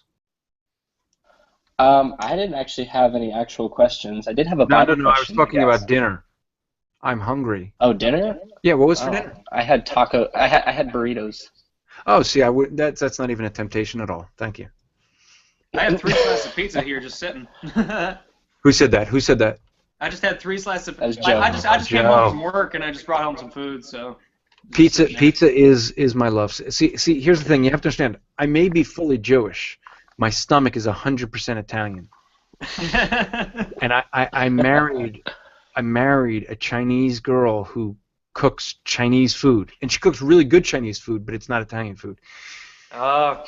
So I would go out to dinner with friends of mine, and they'd be like, "Oh, let's get Chinese," because they eat Italian all the time. I'm like, "Are you kidding me? This is the only time we get Italian food." So my wife's conceded. We go on our weekly date nights on Friday night. Now that we're empty nesters, we have really incredibly hot dates. We go for a slice of pizza and Costco. Sometimes we go to the local grocery store. There you go. Wow, there you go. Wow, even better. That's what you do. We're all scarred for life, Andrew, because you said hot dates. There we go. Yeah, that's our incredible dates. Were you by hot date? I assume that you're referring to the slice of pizza, correct? Yeah, and that must be it because it was. That explains a lot. Okay. Yeah. Well, no, it's actually just because my wife is there because that's what does it. But side note. Well, and I'm with you, Andrew. I love Italian, and my favorite Italian place, when I walk in, they all shout my name out like I'm Norm on Cheers. So. Wow. You do have a little resemblance there now that I think about it. Oh. No, Norm was the heavyset guy, right? You look more like that. Wasn't there the guy, the post office guy? He worked at a post office? Cliff. We'll call you Cliff. That solves a problem. We're in hangouts usually on Sunday nights where we have 2 or sometimes 3 Vincents. So we'll just call you Cliff. That solves that one. Instead of calling, we were referring last night to Vincent, other Vincent, and other Vincent. Yeah, Really my name. We got 2 Joes in my work, and so they just solved the problem. They started calling me Carl. I'm not sure where they came up with the name, but I'm known as Carl at work because there's another Joe. Walking Dead, maybe. Wow, that's really funny. So it's like completely just made it up. Yeah, I just walked in. I said hello to like Joe the driver. He was just like, I was like, hey Joe, and he's like, oh hey Carl. I was like, where did that come from? Now I have 2 friends named Carl. Who said that, Jay? That was Jay. Hi. Yeah, see, I don't believe that Jay actually has friends. Sorry. Oh. Wow. Girl. Did you really say that? Wicked burn. Sorry. This is the sad face. I'm sorry. Will you forgive me, Jay? I'll have to think about it. Hey Joe, just in case you didn't realize, we're live on YouTube right now. Oh, okay, that's fine. Being watched by tens and tens of people. Jay, get used to Andrew's banter. I've been in a few Sunday hangouts. It's okay. Mitch, Jay has seen me banter with Matt Slick. So once Matt and I are together. That's true. Were you at the Ohio Fire when Matt was there? Mitch? Was I? No, I'm asking Mitch. Yeah, that's where I met him. Okay, so you know very well the banter, and actually, I do need to put this out on video. I do need to. We have, if you haven't attended one of the Spreading the Fire events that we have in Jersey Fire, Ohio Fire, NorCal Fire, one of the highlights of those conferences are the Q&As. Because what you see is you get to see these speakers that you know in a very serious tone. You know them when they're preaching and they're being serious, and then you see them joking around on stage with one another. And a lot of people are like, whoa, I didn't expect that. Phil Johnson joking around, or it's like it seems almost out of character because a lot of people don't get to see that. And Matt Slick and Ken Cook and I were on stage, and we could be known a little bit for maybe a little bit of horseplay and fooling around, and we did such, very much so, with the issue of baptism, which Ken and I are right, and Matt is wrong, and since Christina just dropped out, Matt's a Presbyterian, that's why he's wrong. But that aside, where's your pink shirt? I gave it away. It was too large. Sorry. Didn't need it. But so we had a lot of good banter. But one of the things that people said in that was that and this is why I need to take that clip and put it out, is what people kept commenting the rest of the conference that like was the highlight of the conference, and what it was the highlight was that we could have such disagreement on an issue like baptism, and yet we did it in such a loving way with so much fun. I mean, people were, even people, whichever side you agreed with, you were going to have some fun poked at it, and it was done in such a way where everyone enjoyed it, and yet we talked serious issues. And people really appreciated that, and so that was one of the things that I think really was good about that, some of those things. So So anyone else, as we went through the entire list of everyone that's in the Hangout, anyone else have second questions, or we still have about 30 minutes left in the Hangout. I know, Vincent, you were thinking of a question, but KT jumped in before you, so you can still think if you have one. I was just going to ask, have you thought about like doing a class on church history? I've been enjoying Nathan Booth's notes and thought it might be good. Yeah, I do plan to eventually do a class on church history. History happens to be it happens to be a love of mine, and so I've took every church history class that I could when I was when I was in seminary. I love to read on church history, so. And so I think that's something that I will eventually do. The issue with church history, I'm just going to mute you there, just KT. I'll mute yourself if you want to, just because there was some feedback. The issue with church history is it's a lot to put those classes together. And so kind of some of the syllabuses are determined, like it or not, how much time it's going to take to write the syllabus. And some of the syllabuses are a lot, and so with that, I end up having a lot of study that's got to go into them. Church history, to do it right, is a lot of reading, and you really want to put it together well, and so I do plan on doing that.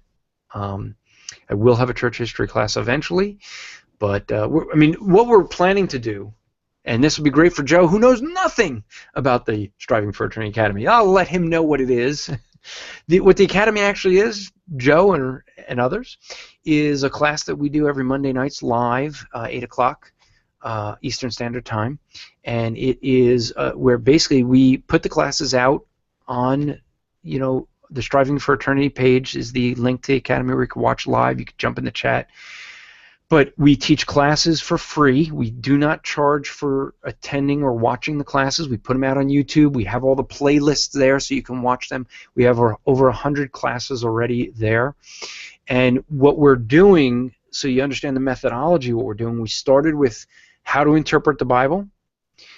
We're working on, and that's really going to be part of our Bible, or actually probably more the systematic theology classes or school.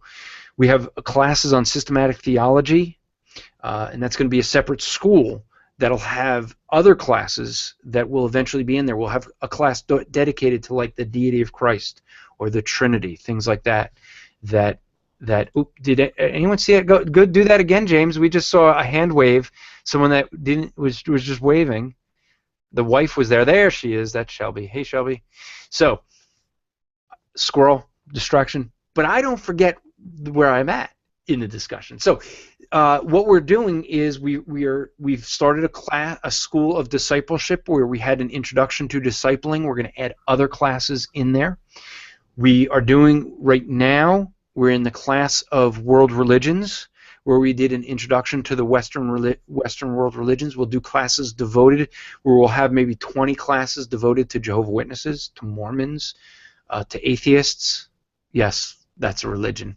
You don't believe me? Supreme Court, 2009. They ruled atheism's a religion. Don't yell at me. You guys always want the courts. No. So, but we're going to be doing a class on the Bible, and that's where we're going to start with the Bible survey. We'll do classes like Bible backgrounds, Old Testament, New Testament backgrounds. We'll do one on church history. We're going to do classes on apologetics. We're working on this School of Apologetics with an intro to apologetics, and with our first guest speaker, which will be Paul Taylor. We're working with Dr. Anthony Silvestro to do classes in the School of Apologetics on creation science. We're going to be working with some others to do some other classes. We're going to do some critical thinking classes. And so we're going to slowly be adding more and more schools so that what you're going to end up seeing is that a lot of different schools we're calling them schools, but it's just different departments or branches, and then within them we're going to be adding a lot of different classes.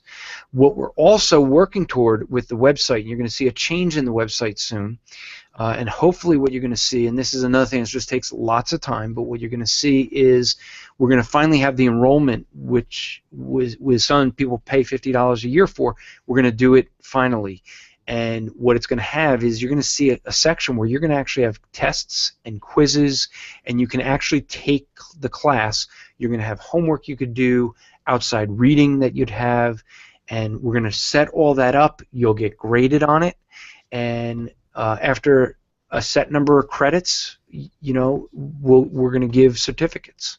So we may give certificates based on, you know, if you know, strictly for systematic theology or for counseling, or for, you know, just a basic accreditation or a basic certificate. And the certificates we're going to actually try to get accredited. We're going to try to get it eventually where it actually is tied where you can get some continuing education credits for it. So that's the goal. But so we will eventually do a church history.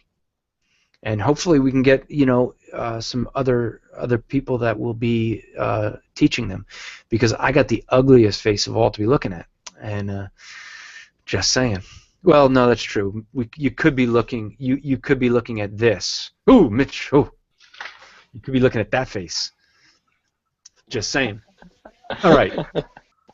So Vincent, we'll go back to you and see if you came up with a question. All right. Okay, well, that was a good question, Vincent. Yeah, I know.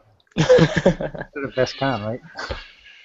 So I do have some question about the regulative principle of worship, and you know, we have some friends that we have in common that won't celebrate it because of that. I mean, how do you celebrate Christmas? How do you view Christmas in light of?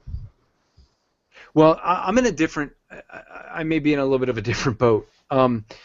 So, remembering that I was raised Jewish, I don't have a tradition of celebrating Christmas. And the reason that becomes an issue of importance is because if you think about it, what most people do is, I mean, I have this all the time. People would come in my home when I'm a believer, and they're saying, "You need a Christmas tree."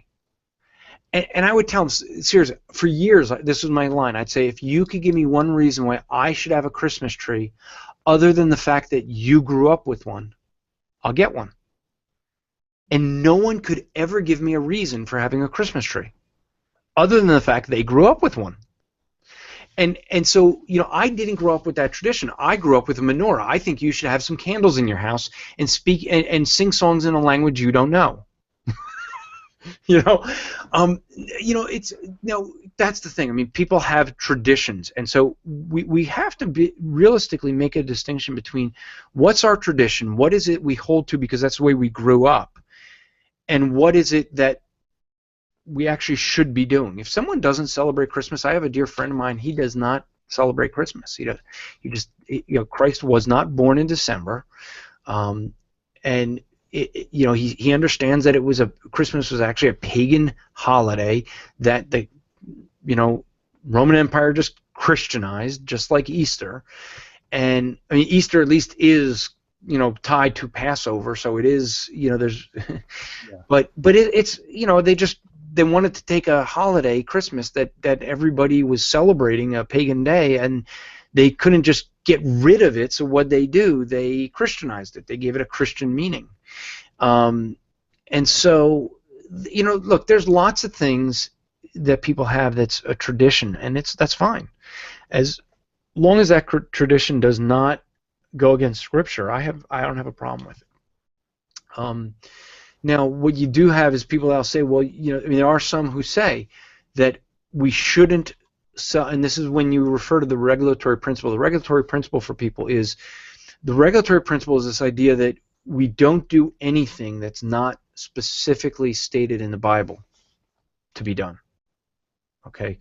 So if the Bible says we can do it, we can do it. So some of those churches and some of Vincent and my mutual friends, they will not sing anything but hymns in churches, because that's that's what they, that is how they grew up, or sorry, what they believe. Because you don't see anywhere in Scripture where it mentions any hymns outside of the Psalms. So the only thing that they'll sing in church is Psalms. The Psalter is what it's called. And so that's what they Exclusive psalmody. Yeah. Yeah. And that's fine. I mean, I'm not against singing Scripture. I wouldn't be opposed to those songs that are biblical, both in lyric and in music, to be sung, if it's going to lift up Christ in church. And so, it does when somebody, don't hold it against somebody who esteems one day above the other. Yeah. That would be a passage in Colossians. I think it's 2:16 that you go to. It's don't hold someone to a festival, or a Sabbath day. In other words, if someone wants to worship on Saturday versus Sunday, that's their tradition. The Jewish people, that was drilled into them on Saturday. So, yeah. Does that answer the question? So do you do anything at all for Christmas? No, we've done a couple different traditions in our home. I mean, I used to really do nothing really. I didn't even buy gifts. I know I'm bad. We get little things for the kids, but we didn't do big things. We didn't go overboard. So I would always be able to joke and say that my Christmas shopping was always done.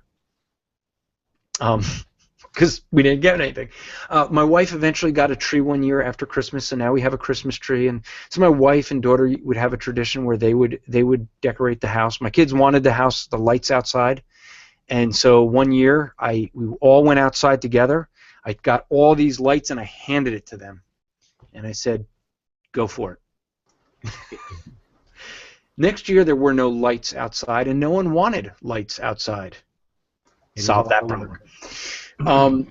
But we do a crazy thing. If you haven't figured out I'm an insane individual. So what we started doing a few years back is, and I don't, now it's a little bit more difficult. The kids are older and out of the house more, but I have adult children, and so but what we would do for many years is we would take a day where we all went to the mall. We have a big mall by us, and we would go shopping. And so I would take my son, my wife would take my daughter, and we'd go off to the mall, and each of us would go shopping. So I would go shopping, and my son would go shopping for the girls, and they would go shopping for the boys. And then we would have a mutual time that we'd meet back at the car. And each of us had an assigned corner of the back of the car, and we'd put our bags in that corner. And no one was allowed to look in any bags or look into anyone else's corner. And we put the bags there. My wife and I would switch kids and go back in the mall, and which really upset everyone because everyone sees us walking to the car with bags and then opening the car and putting bags away, and then we close the back of the trunk and we sit and wait. And everyone's looking for a parking spot. They think we're going to leave, and we're not leaving. We're not going anywhere. And then someone else comes, and it's like, oh, finally, I can take the spot because someone else is putting bags in. And then what do? We put the bags in, and then we walk back in the mall. Oh boy, did we make people upset at the mall. But we would then, I would take my daughter, my wife would take my son, and my daughter and I would go shop for the two of them. And so and then what we would do is, see, in our house, because we didn't have a Christmas tree to put gifts under, and because I'm basically insane, like even on birthdays, my son daughter used to have to figure out where their gift was in the house. I would hide their gift, and a week before I would start giving them clues on where to find the next clue to your gift.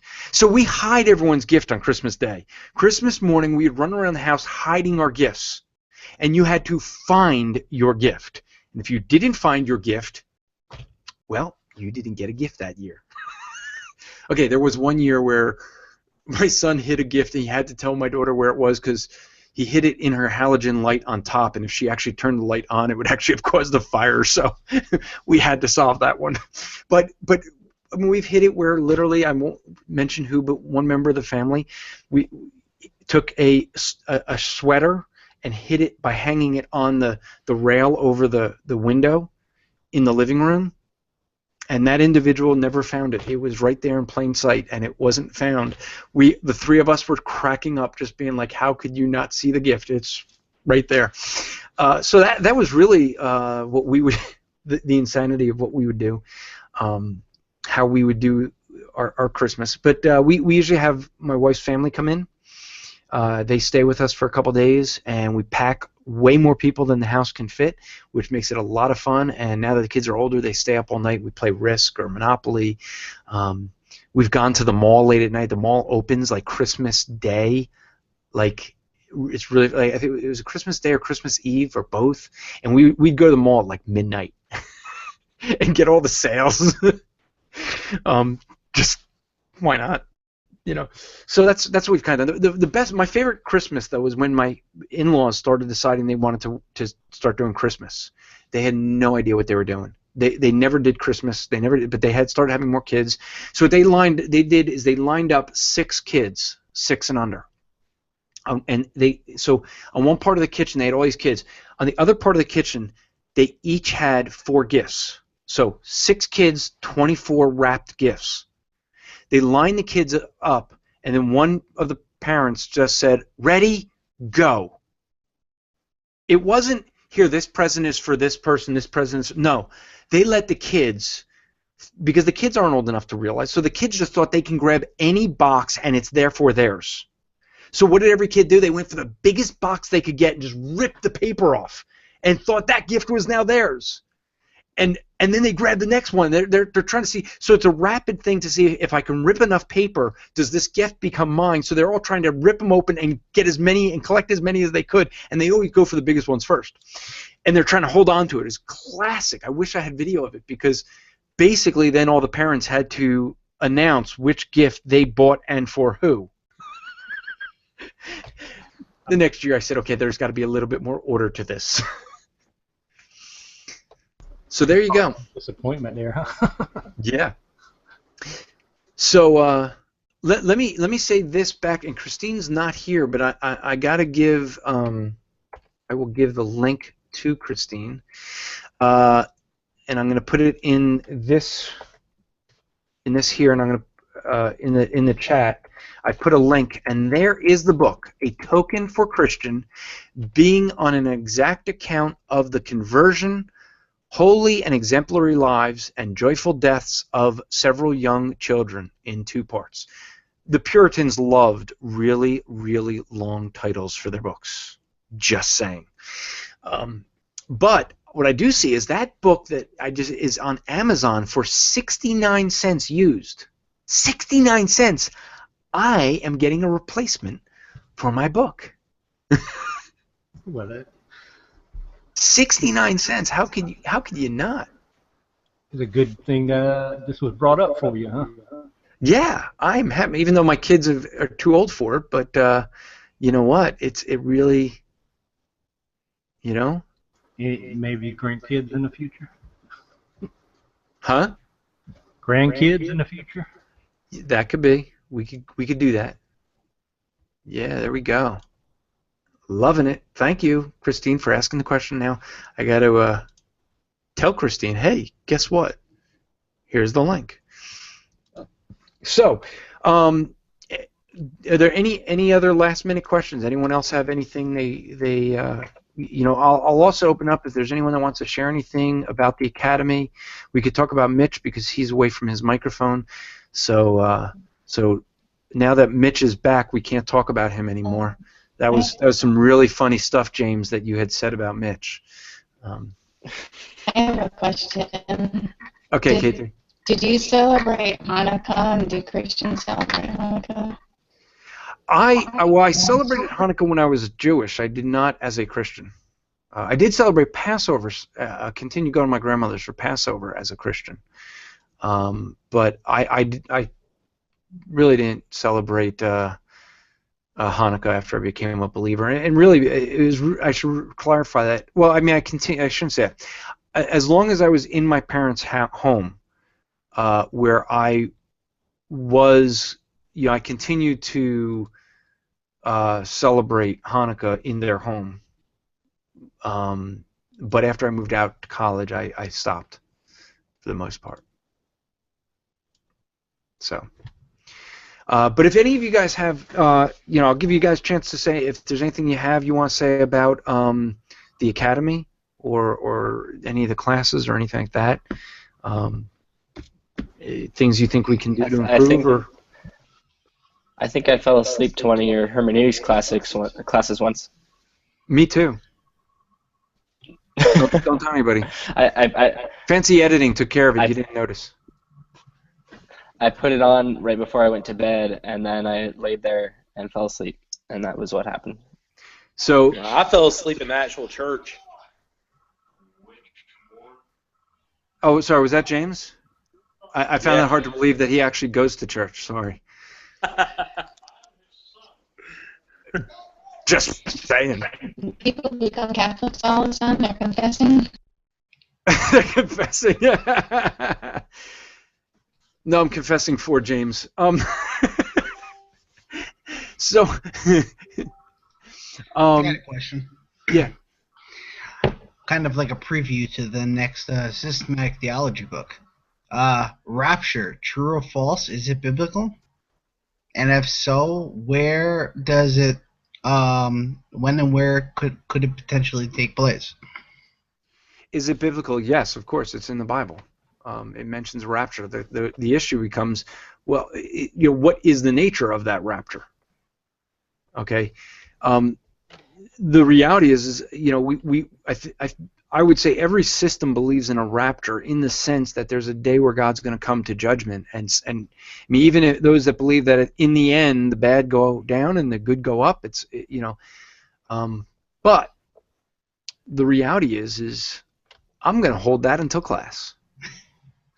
Just because the reality is it's a lot that has to be built into understanding some of that. And is there a rapture? I believe that there is. I believe that those that we call the church will be raptured before that 7 years of tribulation. That's my position. But it's an area, and I'm going to be going over this. I mean, you're going to hear it like in every class probably. When we look at end times, we just have to keep in mind that this is something that is not as clear as some people like to make it. We're all going to have areas that are kind of some things we got right, some things we got wrong, and we're going to need to do some correcting here and there. That's going to be the reality. Yeah, you need to become an all-millennial. Words. I don't need to. I don't need to make things up so that I don't follow the Bible. No. No, I should have turned the video on. We were at Matt's house one day, a bunch of us, and Chris Honholz, myself, Matt Slick, and I know I shouldn't have, but I made the mistake of just calling Matt out on his millennialism. And that was it. It was full on. I mean, Matt goes, wait a minute. He runs upstairs and he prints off a paper he wrote, and we got to go through it line by line. And I'm sitting there with Logos, and I'm just doing searching, and I'm like, he's like, but look here. He goes, everywhere where 1,000 is, it's always literal. It's always figurative. And so I go and I do a quick search, and I show him all the places where 1,000 is not figurative, but it's literal. Well, 1,000 year is different. And so 1,000 year, every passage outside of the Revelation, and there's only 3 of them, 3 or 4, maybe 4. Three passages, I should say. But those 3, Ecclesiastes, Psalms, and Peter, all of those are figurative. And so the issue that some make is, well, see, then in Revelation it must be. Well, no, the must be is where I have the problem, because there's nothing that dictates that 1,000 years. That phrase is always figurative, just because it is everywhere else. In fact, it's just as literal as the great chain that binds Satan, right? No, because that's not, and that's the thing I was going back and forth with Matt.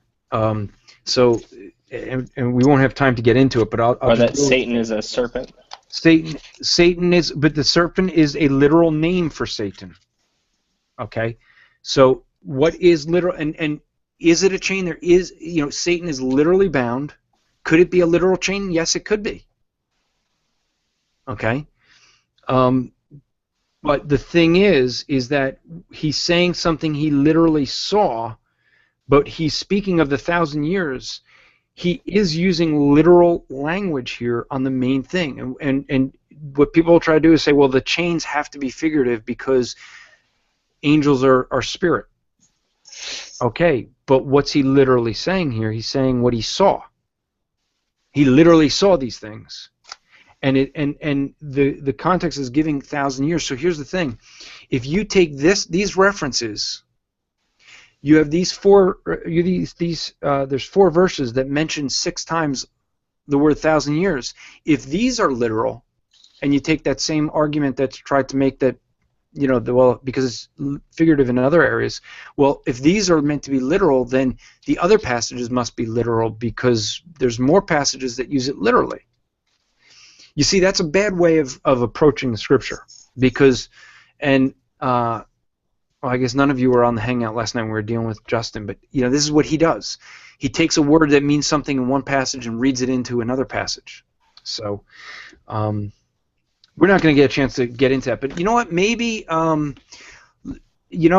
if you want, would you guys want to get into looking at Revelation chapter 20 and maybe Daniel chapter 9 and do a hangout next week on those two? And we just go through it. Jay, would you be up for that? I'm a firm believer in interpreting the non-clear by the clear. So I think that going to Revelation 20 first would be not the best thing to do. Oh, that's why I go to Daniel 9, which I don't and find even Daniel 9 is just as prophetic, isn't it? So no, it's because we see things very clear as we see there because they were historically fulfilled. Yeah, we can look at some of that because we may well we'll do another hangout next week, maybe, and maybe it won't be as long, but we'll talk maybe some end times. Sound good? I think I'll finally have to finish Kingdom Come. I'm somewhere in the middle. Maybe we'll invite Matt in. Matt gets too emotional with this. He gets really, really into it. It's hard to communicate with him because he gets so excited. And that's why I said I wish I had it videoed. It was fun. He gets that way with the continuation of the gifts too. So. Yeah, I know. And when you know, I mean, some of us know Matt from watching him and things. Some of us know him personally, and when you know him well, you know the things that you can just tweak them. I mean, you could throw things out, and if you watch the Hangouts, you'll see I'll do it every once in a while. I'll say something just because I know it's going to tweak him where he can't resist wanting to get into it, but he can't get into it. So, but it is 10 o'clock here, and believe it or not, I actually have somewhere to go. I have somewhere I got to be at 10:30 with my son. So I want to say thank you, Andrew, for this and for all the classes you put out. So thank you very much. Thank you. Joe, did you want to say something? Yeah, Joe's giving a thumbs up. Like, what classes has Joe seen? He hasn't seen any of them. I just enjoyed the conversation. That's all I want to say. He's never heard of you before he popped into the Hangout. So. Oh, Joe, I'm sorry. Oh no, you're good. I've heard rumor that the nightmares go away after a while. It may take 30 years, but Mitch says no. Mitch is shaking his head. They don't go away. James is giving an eye roll, so I'm guessing that maybe they haven't gotten over it. All right. Well, hey guys, thanks. And we'll try doing a hangout next week and see what we can come up with for some study on some of that stuff. Maybe it would be good. We'll have to make sure Joe is not this Joe, but the Joe that was here earlier. Joe Conkle is there because he likes to study it. So maybe we'll do a little bit of that. Have it more of an open discussion then. We'll talk about how amillennialism is wrong. Boo. Well, it'll be your chance to defend it. Me defend amillennialism? Are you kidding? KT, did you say something? Yeah, maybe this is talking about how premillennialism was the first recorded way of thinking, and then amillennialism. So It's not as clear as many want to say. Oh, sorry, I muted you when you were, and then you started talking. Hold on. Let me unmute you. What were you saying? one of the disciples, I think, of John or something, he talked about, and that was the earliest recording. I don't think they're certain, that at least written has been found. Yeah. Well, so what we'll do is we'll pick that up next week. We'll pick up right with that, with the issue of do the premillennials, postmillennials, amillennials. Which one came first? Which one do we see in the scriptures and the early church fathers? I'll give you a clue. My answer is Historic premill. no, all of them. All of them, and I'll explain why that is next week. That'll be the pull to get you to come back. It'll be fun. All right, so we're gonna go off air until next week. We'll do another question answer, more of a question answer specifically maybe on end times. But until then, strive to make today an eternal day for the glory of God.